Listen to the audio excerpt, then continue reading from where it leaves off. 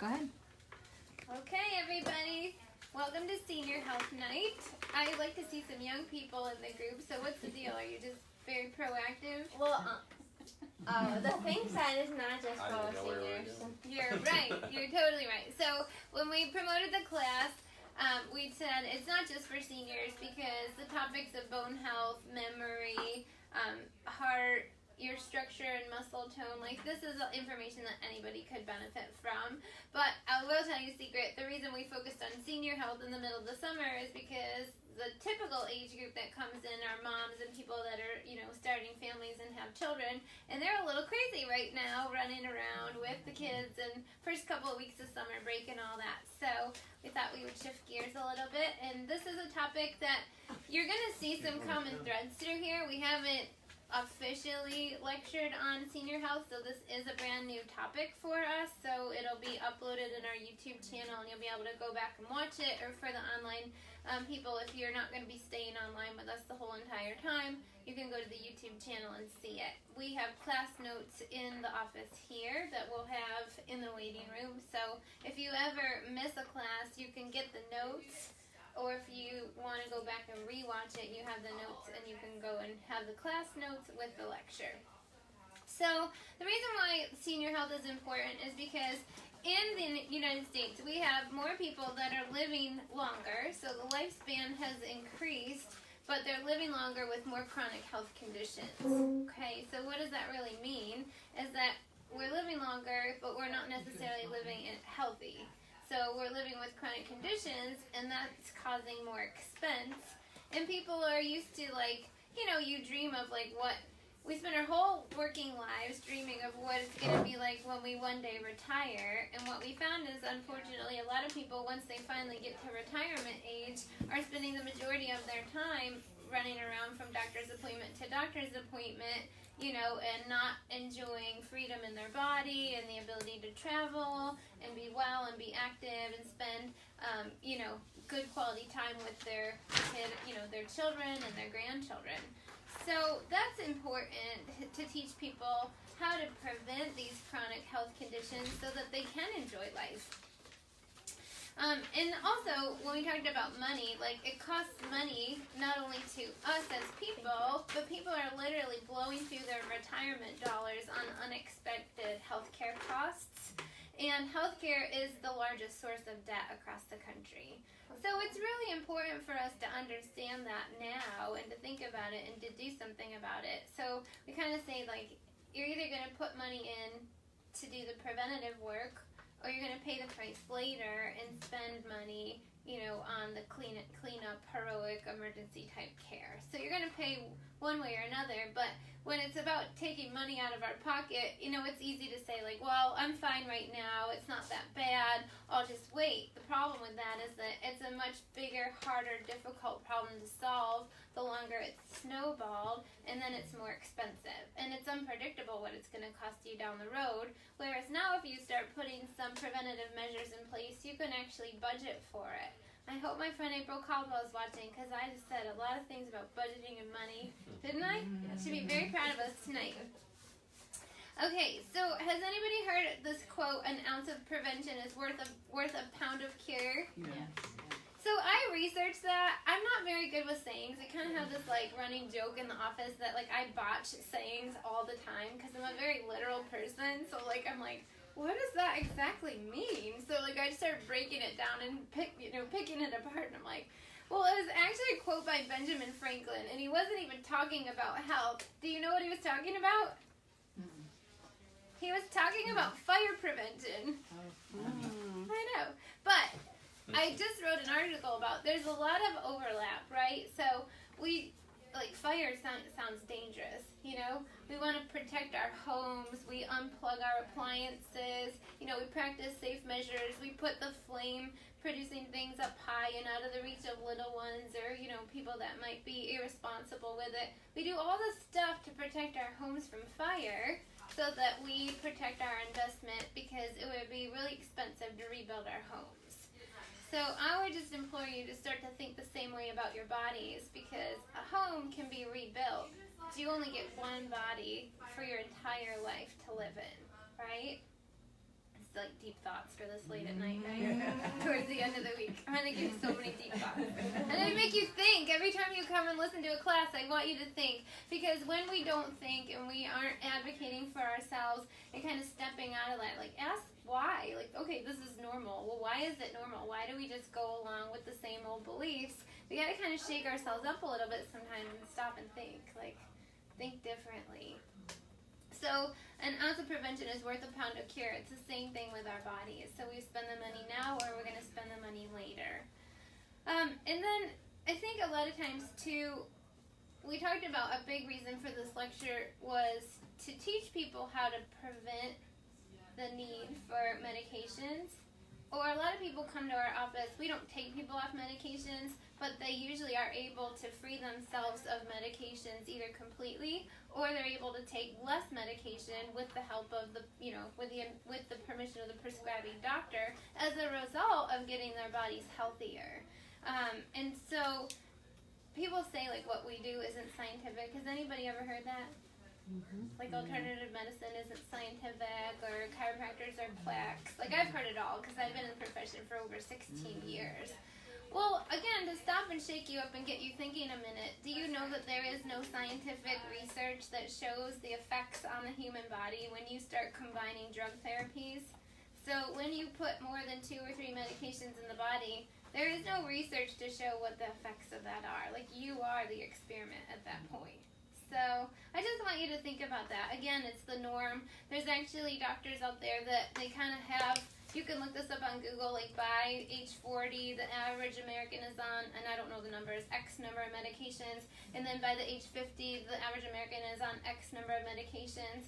So like we've had patients who have gone to the doctor and they're not on any medications, and the doctors are kind of shocked at them, because, wow, for somebody your age, you're doing great.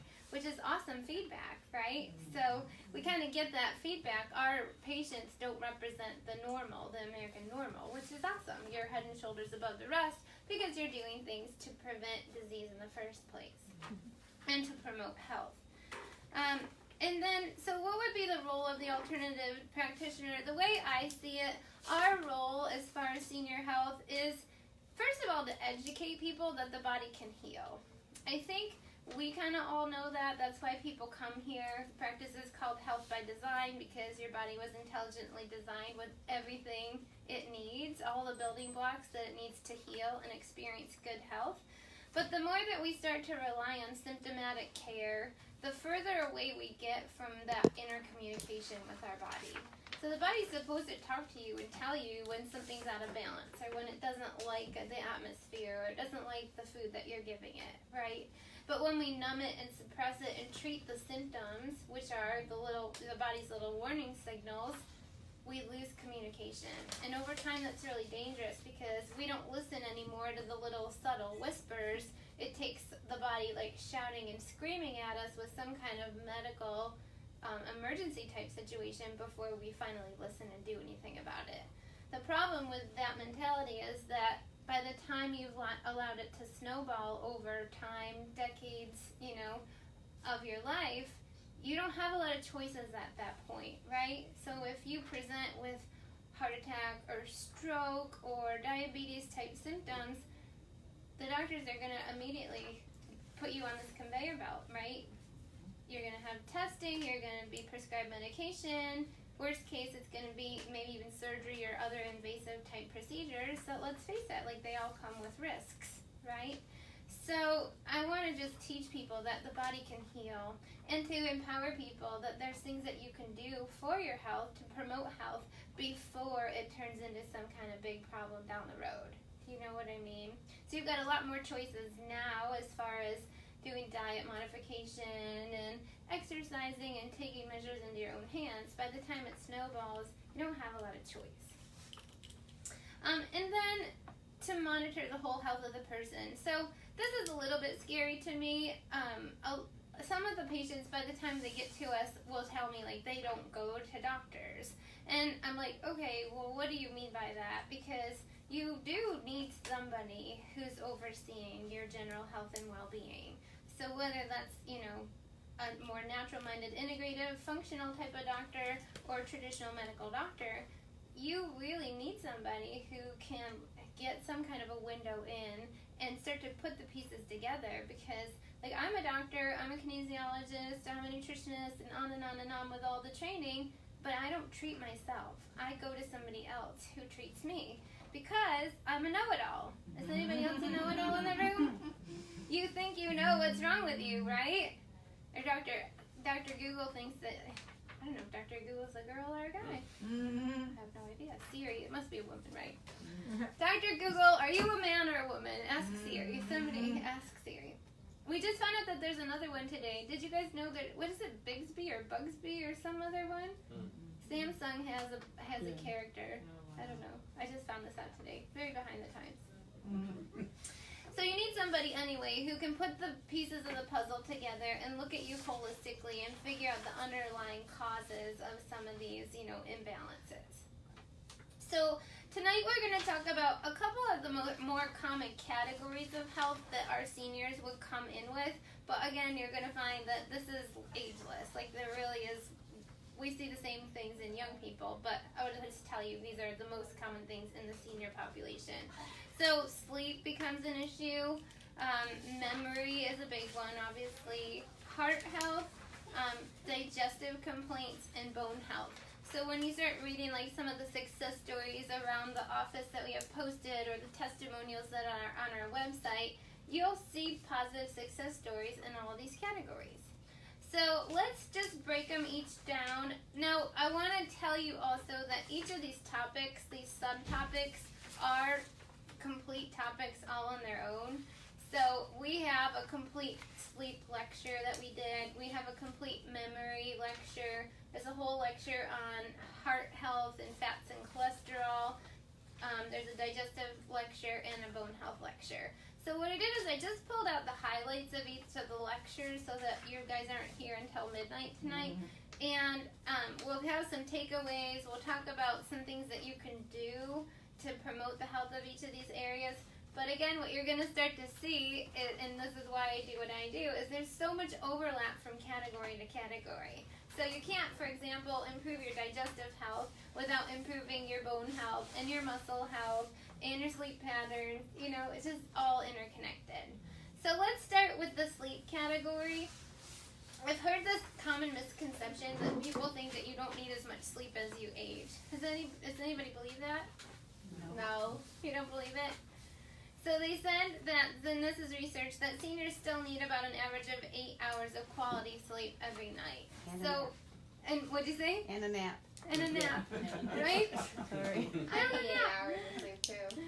Yeah, and that's across the board regardless of age. All the research kind of agrees, like 7 to 9 hours is the average number of hours that people need to sleep. Because when you sleep, you detoxify, you heal, you recover, it's the restorative part of your day. Like, we need it.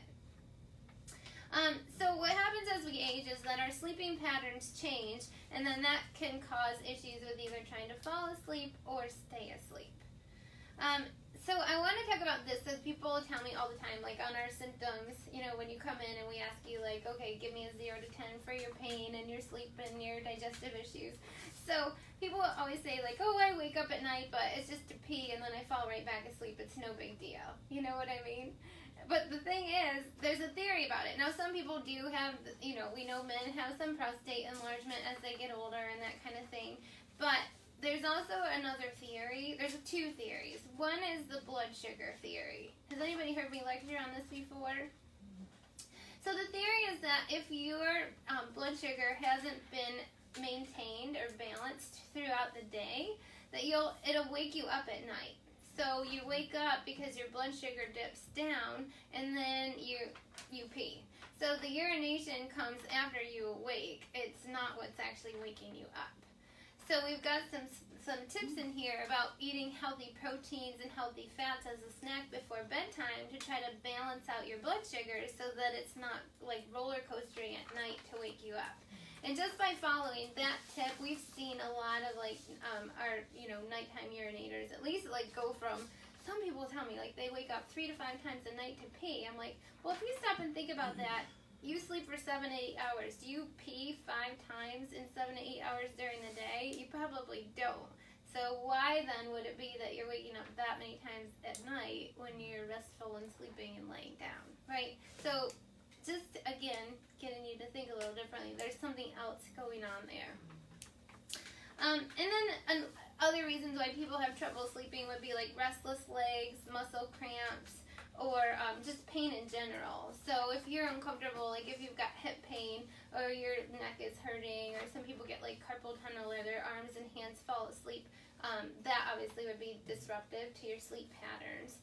So we're going to talk about things to keep the nervous system calm, to prevent the restless leg, to keep your body out of that fight or flight and more in the parasympathetic restful state to allow sleep to occur for hours on end. And then did you guys know that tons of regular medications actually interfere with sleep?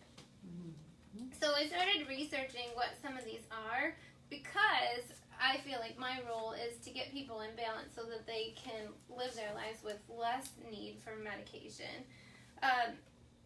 They were a lot. Antidepressants. I mean, there's tons of people that are on antidepressants. Decongestant, so even just over-the-counter medications. Steroids, so think of like the cortisone injections for pain. Those are steroids. Diuretics. So diuretics are things for blood pressure and fluid retention. So like water pills, you've probably heard them talked about.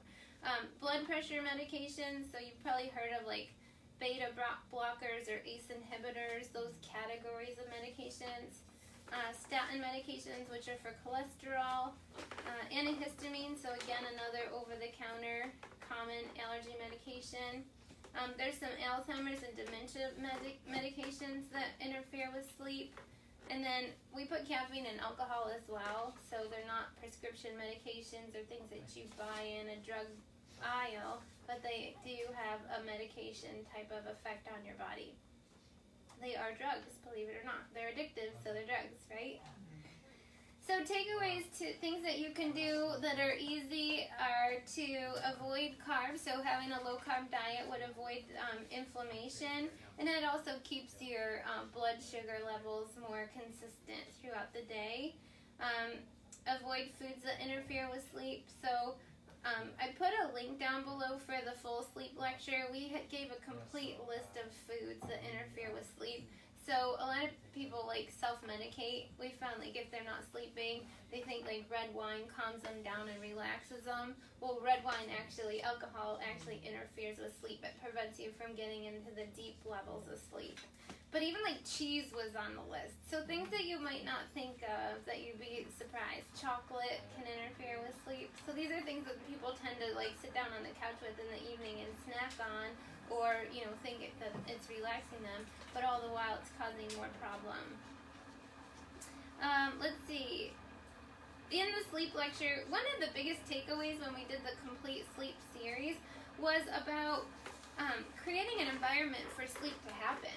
So sometimes our bedrooms aren't like our safe havens in this nice oasis where we go and we relax. So some of that has to do with having TVs or screens in the bedroom. It might be the type of lighting.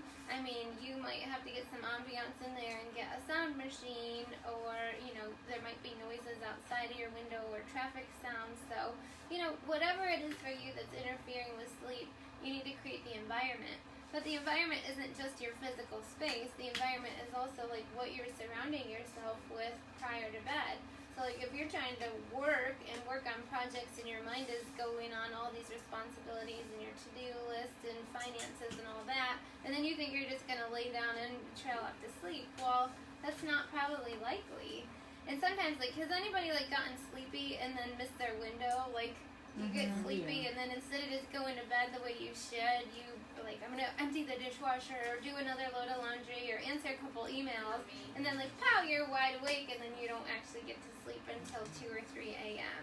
So some of the research actually shows it's the number of hours before midnight that actually are critical to the quality of your sleep for the whole rest of the night. So just interesting. So create an environment for sleep to happen, and there's more tips and tricks on that on the full sleep lecture on YouTube as well. Drinking liquids earlier in the day, so if you are urinating at night, if you feel like that is one of the triggers, don't drink all your fluids in the evening, spread it out throughout the day. exercise. There's tons of research about exercise helping get rid of the cortisol, which is a stress hormone, which is that fight or flight response. And then we said the snack of protein or fat in the evening. So what are most people snacking on in the evening? Probably bad stuff. Chips? Not you guys. Ice cream. You can tell me about other people, not yourselves. Ice cream. You can answer for a friend. Popcorn. You can answer for a friend. What do your friends snack on at night? Potato chips. Chips. Popcorn. Yeah, carbs, sugar, Cookies. more sugar and carbs in that one. Yeah, exactly. So the exact wrong things to promote a healthy night of sleep, right? Okay, so there's tons of supplements. Now the reason I'll give you my little disclaimer on this, I'm not telling you to go buy these things online or to, ask us to, just buy them at checkout.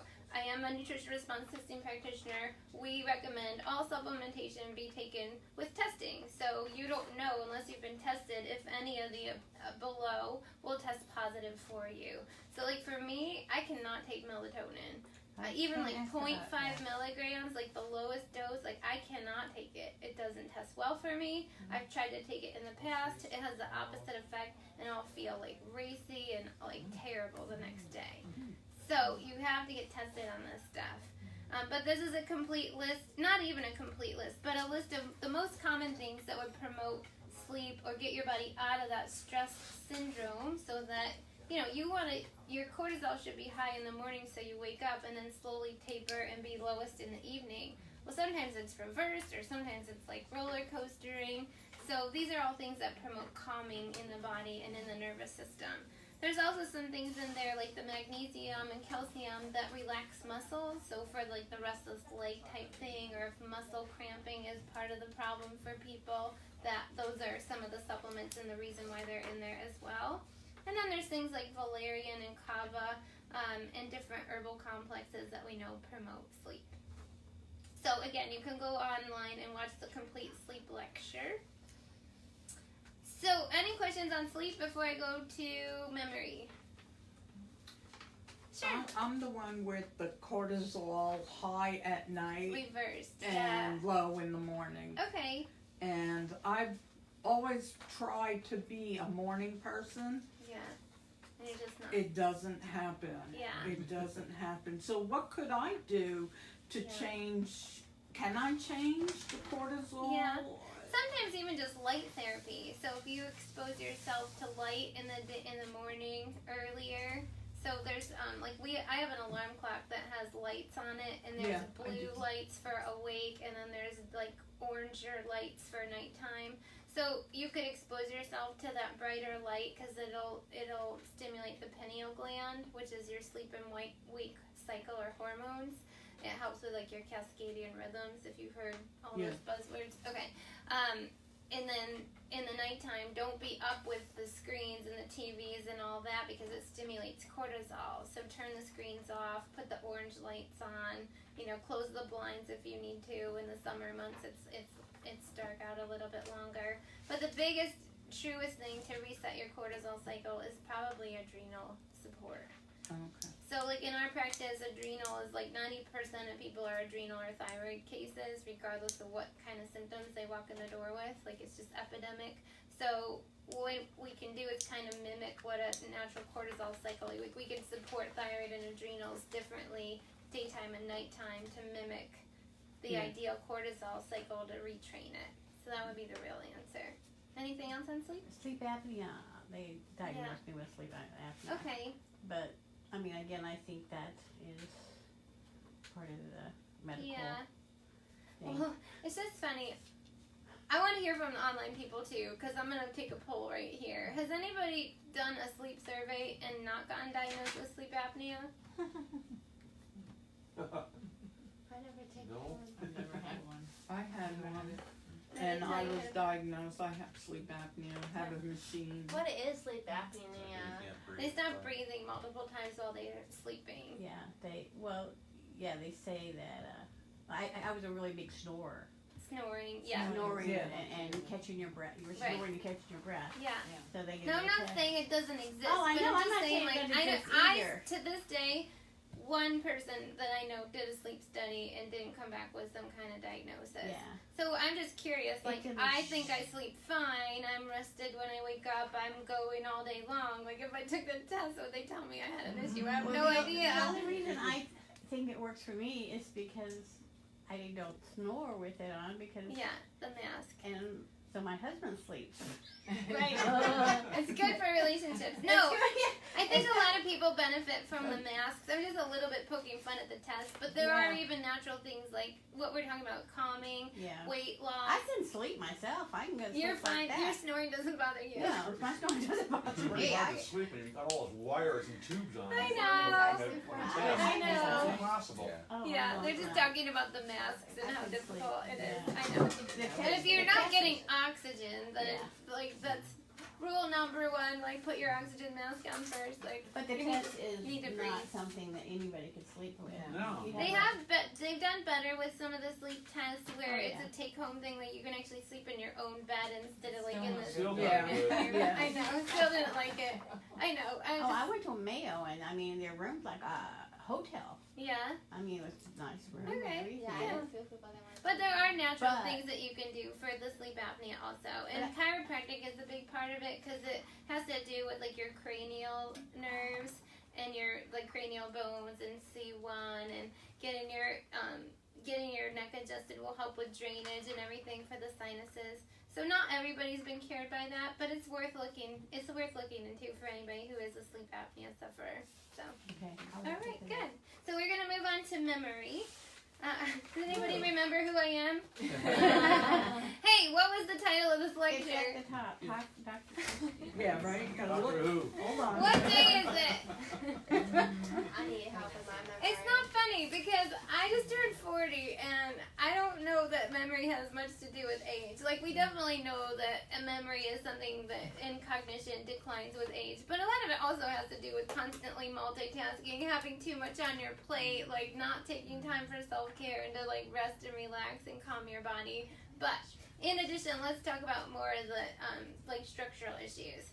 So brain chemicals, a fancy word for brain chemicals is neurotransmitters. And what we now know is that you have more of these brain chemicals in your gut than you actually have in your brain. So has anybody heard about your gut is your second brain? Yeah. So this is what they're talking about when they're saying that, because they're finding the same brain chemicals in the gut as in the brain, if not more. So can you start to extrapolate that your gut is related to memory, dimension, cognition, brain fog, performance that way? Okay, good. You're smart. So has anybody also heard I'm just going to confuse you with all these fancy words. Have you heard about the microbiome? So this is actually really, really cool. If you start like looking up the microbiome is the natural bacteria that live in your gut. And so what they're doing research on is how to treat or prevent brain disorders like depression, anxiety, ADHD, Alzheimer's, and Parkinson's by improving the microbiome, or the natural ratio of good and bad bacteria in the gut.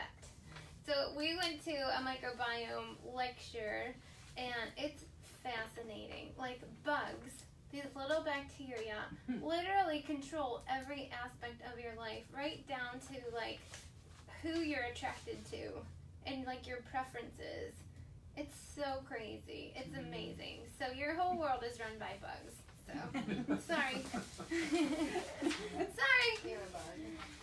So there's a lot of research also on the keto diet and some of these similar conditions. What they're finding is that the keto diet does really well with a lot of brain type of disorders, especially with Alzheimer's and dementia. Did you know that the keto diet was originally found for epilepsy? That was the first thing that they used keto for, was to help resolve epileptics. Well, the reason why across the board, regardless of what the condition is that's related to the nervous system, why they do well with keto is because the brain actually prefers ketones, burning ketones as a fuel source over glucose. Now this is kind of newer. It's not totally new, but it kind of contradicts like what what I was taught in school. We were always taught that the brain can only use sugar for fuel. So that was like the defense for why it's okay to still continue to eat carbohydrates, because your brain needs it. Like, don't starve your brain. So your brain can survive without sugar. And people get worried, like, well, what if I'm not getting enough carbohydrates? And I'm like, you're always getting enough carbohydrates, because you don't realize the carbohydrate content of the everyday foods that you're eating, even your healthy foods. So like fruit and vegetables, there's carbohydrates. Nuts and seeds, there's carbohydrates. Beans and legumes, there's carbohydrates. I'm not telling you that those are bad for you. I'm just telling you, like, it's almost impossible to not have enough sufficient carbohydrate in the diet. So, keto, does anybody do keto or tried keto in the room? Sort of. But Yeah. only for like a day, like a dinner. Okay. So keto, there's lots of different ways to implement keto diets in your lifestyle, and not the same keto doesn't work for every single person. So we can talk a little bit more if people are interested in it, but they're like overwhelmed or don't really know like where to start. Because you can get really sciencey and you can try to track everything and have all these cool like machines and techno gadgets, which I like. I'm fine with that. But a lot of people don't like it or won't maintain it. So it might catch your interest in the beginning and kind of be fun. But then you'll realize like with life, like it's not something that you can keep in long term. It's too overwhelming.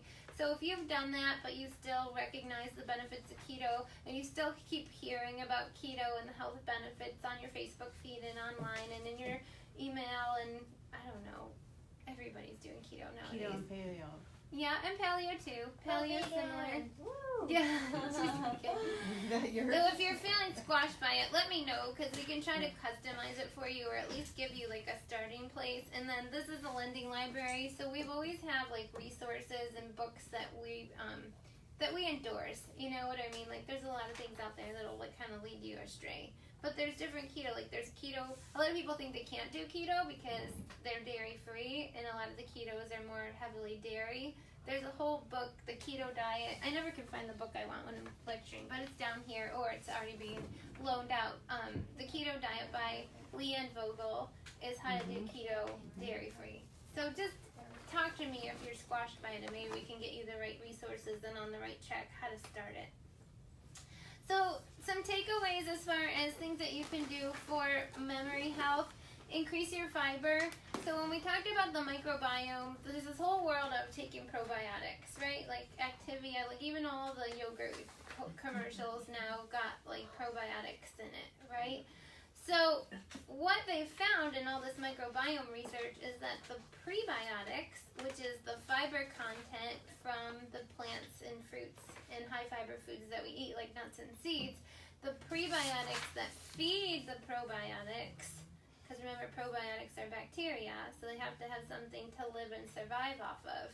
The prebiotics are actually more important to the survival of the bacteria to improve the balance of the microbiome in your gut. So fiber is really important. So eating more plants naturally will get you higher prebiotic. So, and not everybody, again, can do like a full like raw diet, but the more raw that you put, the better. So do it to bowel tolerance. We have a raw meetup this Saturday. A raw meetup? Yeah. Oh, his good. house. Oh, good. Y'all are welcome. It's on a meetup? Yeah, everybody Okay. got to bring a raw dish. It's awesome. Cool. So there's going to be lots of prebiotics at that place. Oh yeah, prebiotic central. Central, exactly. And then also avoiding unnecessary antibiotics. So we kind of already know that we've created super bugs by the overuse of antibiotics, and so now we're kind of having to backpedal and figure that mess out. So there's lots of natural ways to improve your immune system, so hopefully that you won't have to get in a compromised position where you need those types of things. And also not running to the urgent care every time you have like a virus. So antibiotics, in case you haven't heard, don't heal viruses, right? They're for antibiotics, like bacteria. Okay, good. Other things that you can do to improve memory health would be to eat healthy fats. We have on the YouTube video specifically for memory, there's a whole spreadsheet on there of what are healthy fats versus unhealthy fats. So I'd encourage you to get the lecture notes and go and watch that. Eating foods like avocados, blueberries, walnuts, broccoli. I was trying to say leafy and broccoli. It's broccoli. I made a new vegetable app. Go try to find it.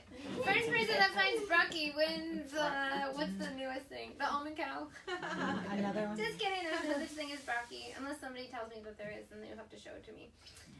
Green leafy vegetables, egg yolks, and then also the use of rosemary and turmeric essential oils. And then I put brain games on here. So doing puzzles, using your brain, like your brain isn't technically a muscle, but you do lose it if you don't use it. So doing math or doing, what was that? There was a game that was like a subscription. Lumosity or something? Lumosity, yeah. And do they still have it?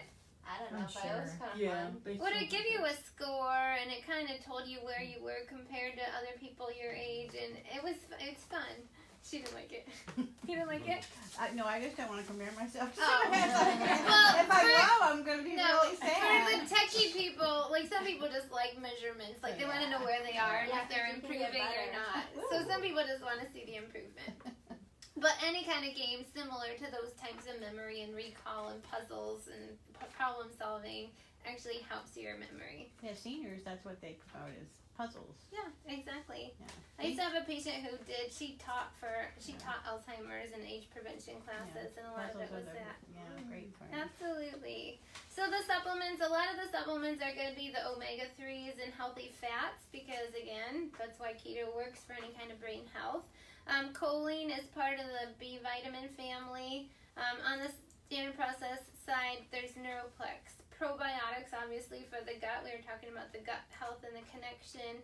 And then there's some herbs like ginkgo and bacopa that we can actually test you for that will help memory. And we have a new complex from Systemic Formulas that we've got a few people on, and they're liking it. They're seeing good results. But again, all of this is to be combined with lifestyle and diet changes. So any question on memory before we go into heart health? Can't remember your questions. Just write them down. Just kidding. I want to have good memory. There was I still remember this. It was like one of those. Remember when pins were popular, like the little round pins that you would put on with funny sayings. So it said, "Of all the things I've lost, I miss my memory the most, or I miss my mind the most," kind of thing. Yeah, I definitely don't want to lose my memory. Like, I started to kind of forget stuff, but Yeah. this stuff's been helping and a lot too. Like Good. putting things down and then Yeah. remembering. I would say 50% of the patients put brain fog or some kind of memory or cognition, again, regardless of age, as one of the symptoms on the list of, problems that we're tracking for them during the course of their program. So it's super common. Yeah, and doing recreational drug is more good either. No, exactly. And that's in the test kit, so we'll find it on you. Okay, so let's go on to heart health. So heart health, I think this is one of those areas where there's a lot of conflict between alternative medicine and traditional medicine. But what we want you to know, the nuts and bolts, is that fat, again, is not the enemy. It's actually sugar that increases inflammation, and that inflammation is what causes things like high blood pressure, vascular disease, inflammation in the arteries, which eventually leads to cholesterol. So cholesterol is a symptom, right? So the whole medical treatment with statins is to lower the cholesterol, but it doesn't help promote health of the blood vessel. And so there's not a great correlation between statin use and the lowering of cholesterol with increased longevity or decreased mortality. So that's the problem, is you guys kind of have to understand this. It does lower cholesterol. It will make your blood work look good. It will satisfy your doctor's standards for cardiovascular health, but it might not improve your health or be preventative of heart disease or stroke. So you guys just have to be one that these margarine and vegetable oils were heart healthy. So those were the things that were causing disease, and somehow they turned it into fat is bad for you and it's animal fats and that. But what they found is that the American Heart Association was largely funded at that time, one of their big sponsors was the vegetable oil companies. So of course they wanted to turn the tables against animal fats to make it look like the vegetable oils were a healthier thing. Yes. And it's also always better to get your natural fats from your nuts and your avocado and the, like coconut and stuff like that versus buying like even the oil. Oil is not very good for you because it is heavily processed and all of that stuff. Exactly. So it is always better to try to get your oils from your vegetables or the your natural nuts. sources. Yeah. So like in our test kits, when we test you guys, in case you didn't realize this, there's 2 different fat files. One is natural fat, so that's what she was talking about, coconut oil, avocado oil, grapeseed oil, all that, versus the over-the-counter commercial fats, which are hydrogenated oils and trans fats and like the canola oil and things that they use in fryers and in restaurants. So yeah, and you don't have to cook with oil, you know, like instead of buying coconut oil, you should just eat the coconut, get the oils from it. Yeah, and she's saying like eat the foods that are higher in fats, and we've got a list of those for you also. But yeah, the best way to get your nutrition is always through diet. Supplementation is in supplement to an already healthy diet and lifestyle, right? So you can't eat a crap diet and then take supplements and think you're covered. You've got to do both. So that was a good point. So the whole thing with good fat versus bad fat, just look at, this is not a complete list, but these are all the different, these are a lot of the areas of the body that require fat to function properly. And a lot of these are the most common things that seniors come in with health complaints for. So fat is good for mental health, it's good for cognitive function, it's good for your metabolism, which means healthy weight levels. You need fat for cellular repair because the cellular membrane, like all your cells, are made up of protein and fats. So if you don't eat fat, your cells are compromised, every cell. It's important for digestion. It's important for good energy levels. It's good for how you look with your hair, skin, and nails. It's anti-inflammatory if you're eating the healthy fats and not the bad fats. It's good for your immunity. And it's good for your libido. And I put libido on there because I see all these seniors on those little purple pill commercials wanting to have a healthy love life, and that's another big complaint. But there's things that you can do naturally to prevent the problem. So a lot of the libido issues, especially in males, is actually a loss of circulation. So it is related to the heart health and cardiovascular health. So a lot of the things that we're telling you to improve heart health would help with the libido issues as well. So did anybody ever wonder why if you take statin medications that they have to check your liver enzymes on a regular basis? I don't know, but I had the pain with statins. I had the joint pain. You had the joint pain? I was on Lipitor and I had to go off of the joint. Joint pain was worse than taking the Lipitor and everything else. So for anybody online that can't hear, we were talking about the link between joint pain, which is a common complaint in seniors, which causes the sleep disorders and disruption, with statin medications. So the reason why they check your liver regularly is because they know that the statins are liver toxic. So they're just watching you to see how long your body will tolerate it before it becomes a toxicity.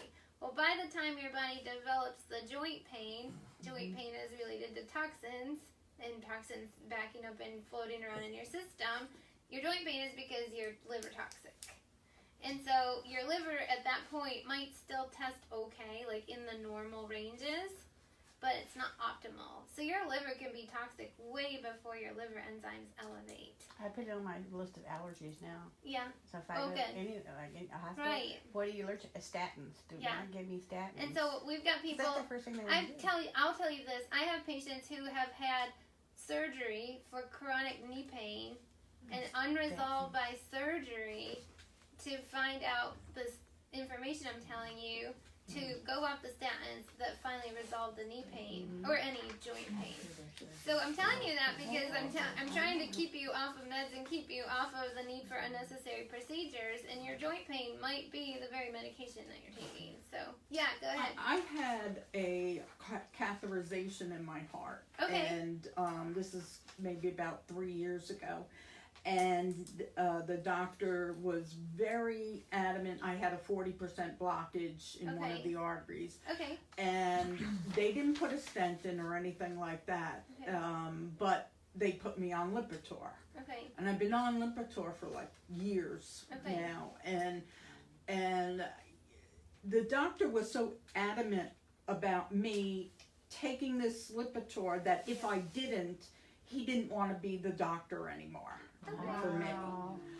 So I thought, well, he's a heart specialist, he knows. So I ended up, taking, but now I'm starting joint pain, here, and I just thought, maybe it's because I'm typing, you're on the computer and you're always pushing that button, and I'm starting to get the joint pains, and I'm just thinking, oh, my mother had arthritis, so maybe I'm having, and you know what I mean? So it would be worth investigating. I would say first, if you haven't had your liver enzymes tested in a while and you've been on it for years, start there. I can't take you off of a medication that another doctor prescribed, but that would require communication with the doctor. Yeah. So, or trying, asking him if he'll lower it. Yeah, I guess now I have to do something. So because the way we handle it in our office is we get patients on a program which will decrease the inflammation, which should decrease that reactionary process with the cholesterol, because the cholesterol is your body's Band-Aid. It's trying to go in there and literally repair the blood vessel walls, because if they're inflamed, they're damaged, right? Yeah. So the cholesterol is trying to repair it, but it just keeps putting more and more and more on and causes blockage.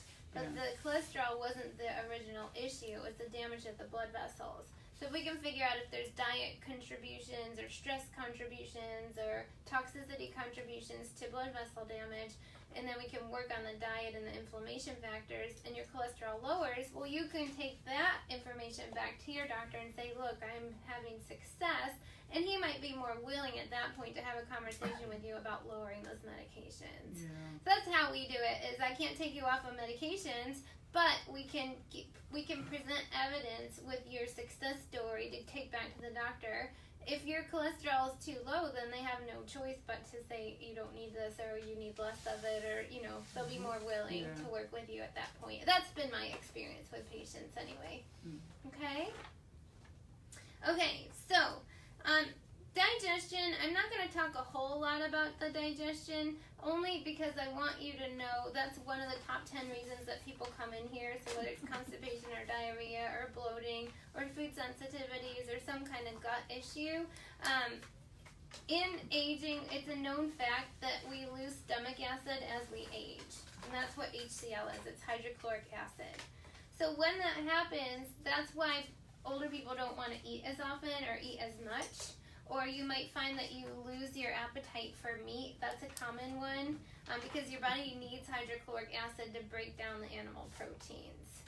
Or sometimes people not only lose the taste or desire for meat, but when they eat it, it makes them feel really full or bloated or just super heavy. And that's because of that hydrochloric acid isn't working properly. But the problem with that is you need the hydrochloric acid not only to absorb meat and protein, but also for the absorption of your minerals. So now we go back to bone health and bone density issues. That's what we're going to talk about next.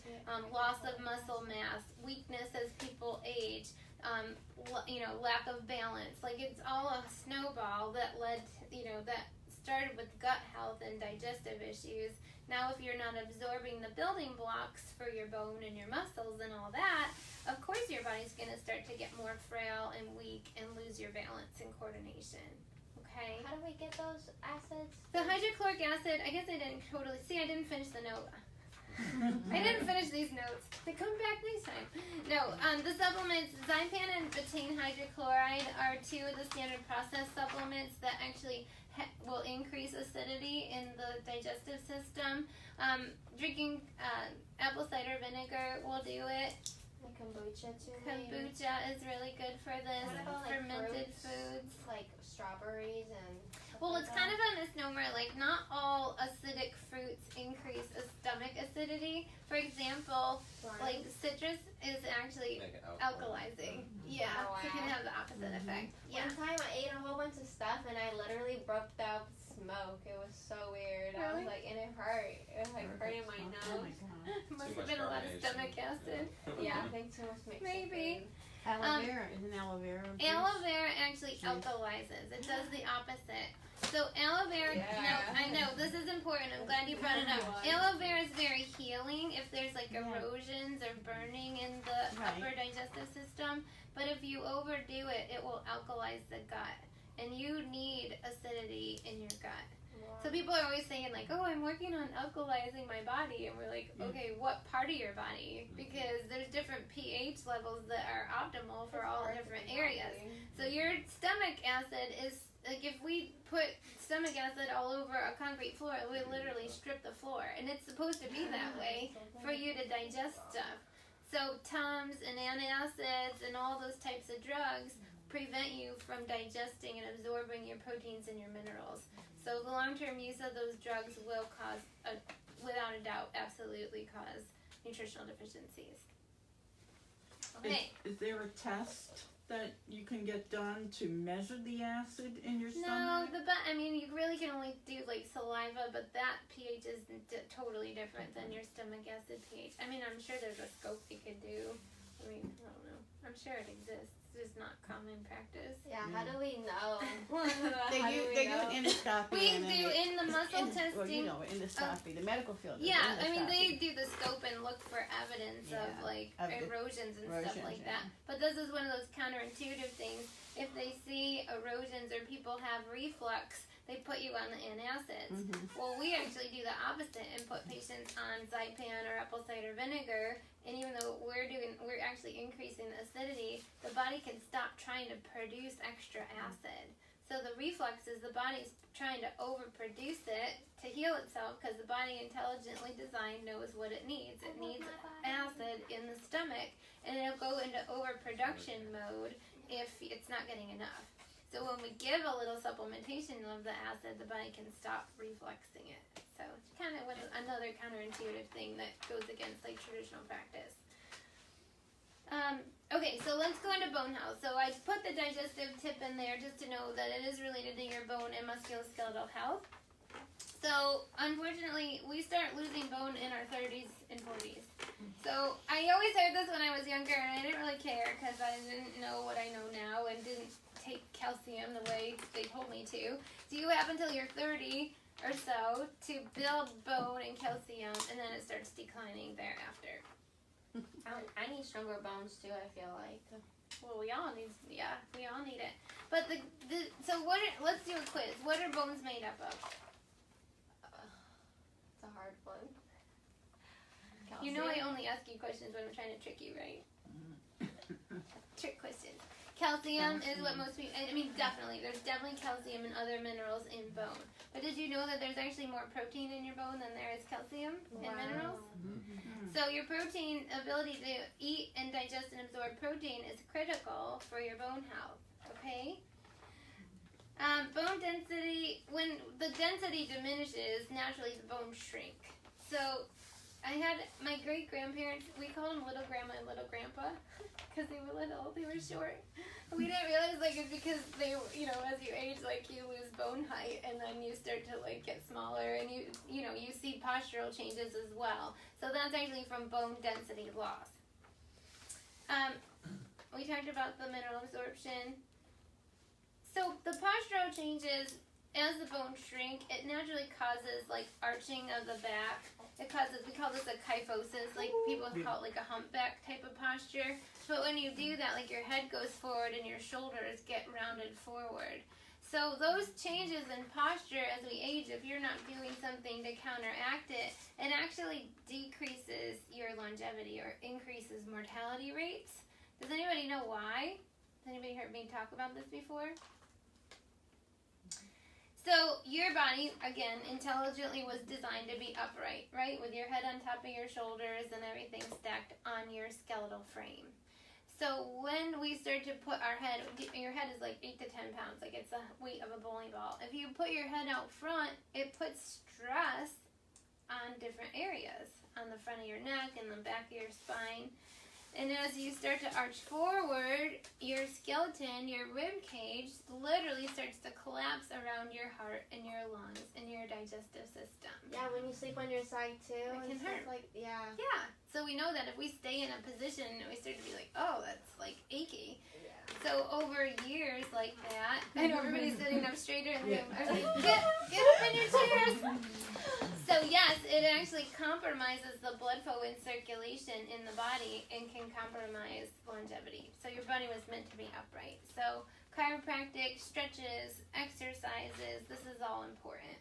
Also, just like putting your work in front of you, like everybody's on a device nowadays, even seniors, like I don't know, there's some seniors that really should not be on devices. I always say this with my parents. They're always like yelling at their thing and asking us to fix it, and I'm like, you guys just shouldn't have this technology. But anyway, regardless of age, we all tend to do this, right? We've got our phones or our tablets or whatever, and that's exactly what I'm talking about, like putting your chin forward, increasing the strain of this 8-pound head over top of you, rounding the shoulders, compressing the heart, the lungs, the stomach, the digestive system, okay? So bringing what you're working up to eye level will help you significantly, will prevent those changes from occurring, at least in part. Okay, do you want to hear more fun myths? Has anybody had enough fun yet? You have a question from online real quick. What's the online question? This I think was from before. It says, I have a hiatal hernia and it reacts to too much acid. What should I use? So there are certain conditions where we wouldn't use the supplementation, for sure. The hiatal hernia, there's a lot of things. You can actually do diaphragm adjustments. So there's things that can be done physically to relax the diaphragm and help aid with the proper movement there. And then there's a lot of lifestyle modification, like sleeping on a wedge, not eating too late at night, eating small portions. So that might not be such a supplementation thing. It might be more structural alignment type of things and lifestyle modification. Yeah. Awesome. Thank you. Yeah, you're welcome. Okay, so bone health. I'll give you a little bone anatomy. There's probably more than 2 kinds of bone cells, but there are 2 types of bone cells. One that makes bone and one that deteriorates bone. So the osteoclasts actually go and eat up dead bone cells. So you guys know, like, you're always making new cells, and there's always cells dying off, right? So you actually get a complete new body every 7 years because of this process that I'm talking about. You get all new cells in every organ of your body and every bone. Isn't that amazing? Yeah. So if you don't like the health that you are now, start changing things, and you've got 7 years to get a full, new, healthier body. Yes, it's reversible. Okay, so I'm telling you that to tell you about bone health. So there's osteoclasts that go in and eat up the dead bone and get rid of it. And then there's did I say it right? Osteoclasts, break it down. Osteoblasts, make it? I don't know. I hope I didn't say it backwards.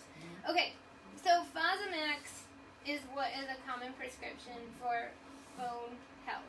Okay, it actually increases bone density, meaning that when you do a bone density test, the bone there's more bone cells, so it will light up like bright white on the test. It'll look like the bones are more dense. The problem is that it's actually dead bone tissue. So what is this thing called? What Fosamax actually does is it doesn't allow the osteoclasts to break down bone anymore. And so you've got dead bone cells that are residing in the bone. So dead bone cells they can't bend and twist and take force like our bones do. Because remember I told you that your bones are more protein than minerals? That's because your bones need to be able to be flexible, so as you move and twist and take impact and pivot and turn and jump and do whatever you're doing, that it can take those different forces from different directions. So Fosamax, again, it will let you pass your medical tests and they'll tell you that your bone density is higher. It has actually been linked to spontaneous fractures of the jaw and the hip. So what does that mean? Spontaneous. So do you know like falls are linked to hip fractures? Well, this means you didn't trip and fall and then you broke your hip. It means you were standing there, your hip collapsed, and then you fell. Wow. And same thing with the jaw. So it's because of this unhealthy bone turnover. So the other thing I just tell you, like, these medications, they're so caustic, meaning like erosive.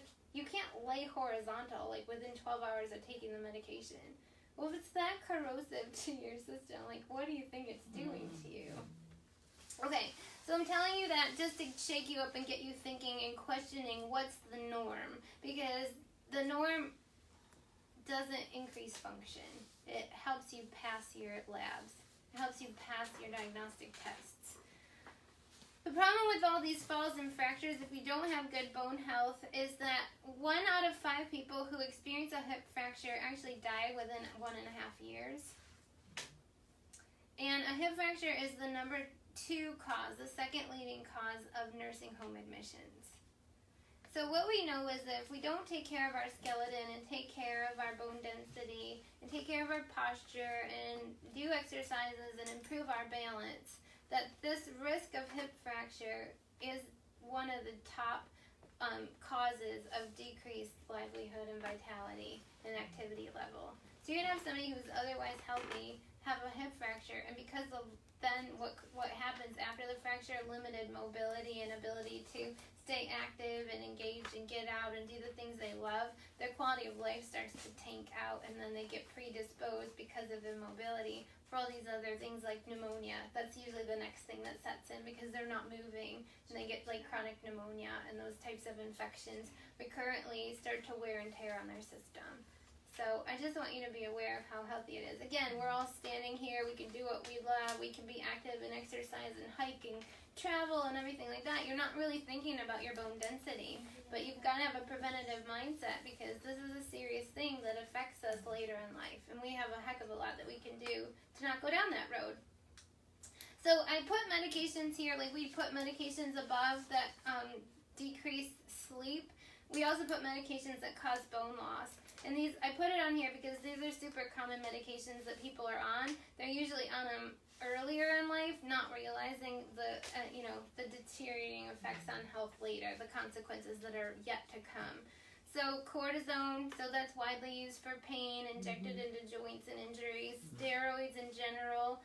A lot of the hormone blockers or infertility meds, so anything that has to do with hormones, hormone health. A lot of the hormone blockers are actually used in cancer treatments. You know, they shut down your whole hormone system if the cancers are linked to it. So those people are special populations that need to work on their bone health.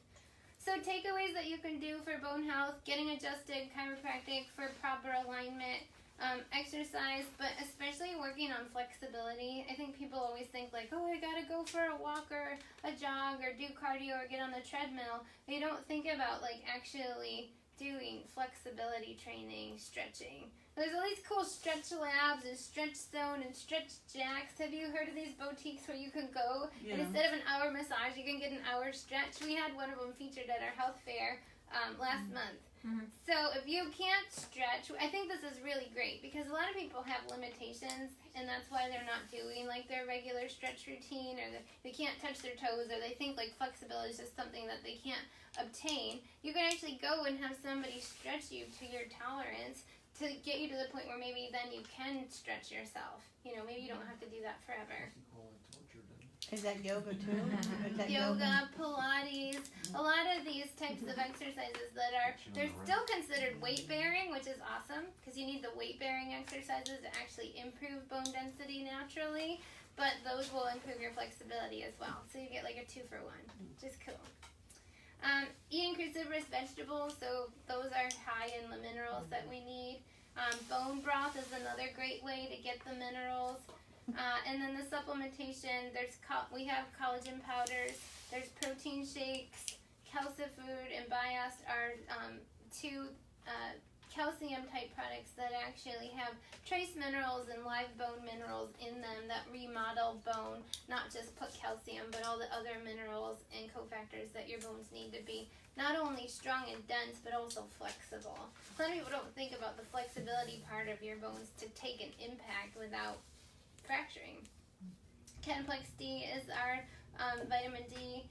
We talked about Zypan is the hydrochloric acid so that you can absorb the minerals. So some people are spending consistent money on taking calcium over the counter, and they have no idea if they can even absorb it. So with a quick muscle test, we can check to make sure you're on the right form, that your body can absorb and utilize, and that you have enough stomach acid to incorporate those minerals. And then if you're not a patient here, you're not getting muscle tested, I don't know why, it doesn't make any sense because it's super fun, but you could, but they do have daily bone health packs. And that I brought up because even for like relatives, like sometimes people have senior relatives that they can't physically get in here or that are in nursing homes, and these daily packs are like great gifts or something that if you can't get somebody in, at least they could take. They have all sorts of daily health packs. They have like a multi-pack, and then they have the bone health pack. They have a female vitality pack. Yeah, adrenal pack. So that's not ideal for you if you can get muscle tested because you might not need all of the things that are in that pack. But for people who can't come here or live out of town away from a practitioner or can't physically get here for regular checkups, it's better than not being on something. And at least it's whole food based, so it's not over-the-counter synthetic stuff that you can't really absorb or that's full of other like binders and glue and fillers and that kind of stuff.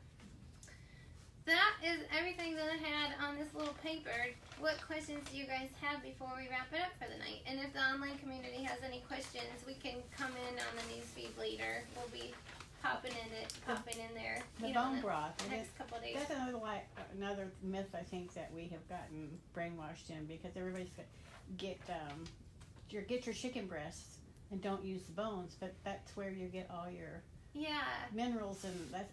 I mean, everybody buys give me the chicken breast. Without the bone. Without the well, bones. It's convenient, like boneless, skinless chicken breast. But isn't the bone that's where you make your own bone broth? You can make your own bone broth. Not with chicken breast though, because there's no bone in it. Without the bone. Yeah. But you buy the whole chicken, and you can use that's what I do. But do you recommend buying that bone broth in the boxes? It's already you can see bone broth that's organic. Bone broth. Well, the cool thing is it has been more convenient to find organic bone broth. Yeah, you can find it. And you can even find it like at Walmart and Costco and some of the box stores. Publix has a bunch. Publix actually has little individual small ones, like a juice box size that you could have on the go. I'm sure making it yourself is always the best. Yeah. There is always going to be like other preservatives and things, but I think that the box ones, if it's organic, is a great option. Great second best if you're not going to be making it. There are cool ways in the Instant Pot to make bone broth. That's really easy to do that people get really great results and like it. And another thing they promote, I think, is those pre-made chicken. I can't eat those anymore because every pre-made chicken, I don't know. Like the chicken, the rotisserie chicken. I bought one from every store. I think. Yeah.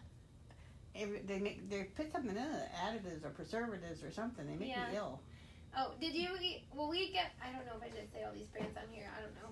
So you can put a formal complaint in on me if they want to. Maybe then I'll have to do something different. We get the organic ones at Earth Fair, and I think they're really good. But yeah, here's the deal. I won't name the next thing, but you guys can guess where this is from.